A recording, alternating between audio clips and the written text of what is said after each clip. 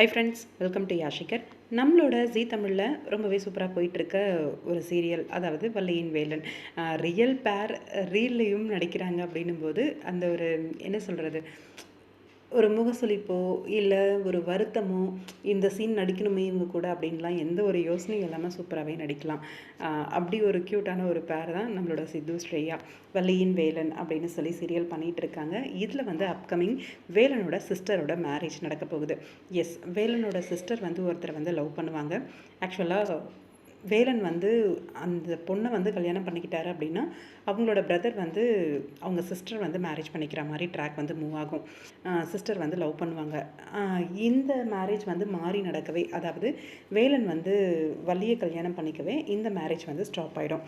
இப்போ பயங்கரமான ஸ்ட்ரகிள் வந்து போயிட்டுருக்கு. அவங்க அம்மா வந்து எடுத்ததுக்கெல்லாம் வேலனை வந்து திட்டிகிட்டு இருப்பாங்க. உன்னால தான் இந்த பிரச்சனைலாம் உன்னால தான் நடக்குது, அவள் கல்யாணம் நின்னதும் நீ தான் காரணம் அப்படிங்கிற மாதிரியெல்லாம். ஃபைனலாக வேலனோட சிஸ்டர் வந்து லவ் பண்ண அந்த பையன் கூடவே வந்து மேரேஜும் முடிஞ்சிருது போல இருக்குது. ரீசெண்டாக ஒரு சில பிக்ஸ் எல்லாம் ஷூட்டிங் லொக்கேஷன்லேருந்து ஷேர் ஆகிருந்துச்சு. இதை பற்றி உங்களோட கருத்துக்கள் என்ன அப்படின்னு கமெண்ட் பாக்ஸில் சொல்லுங்கள்.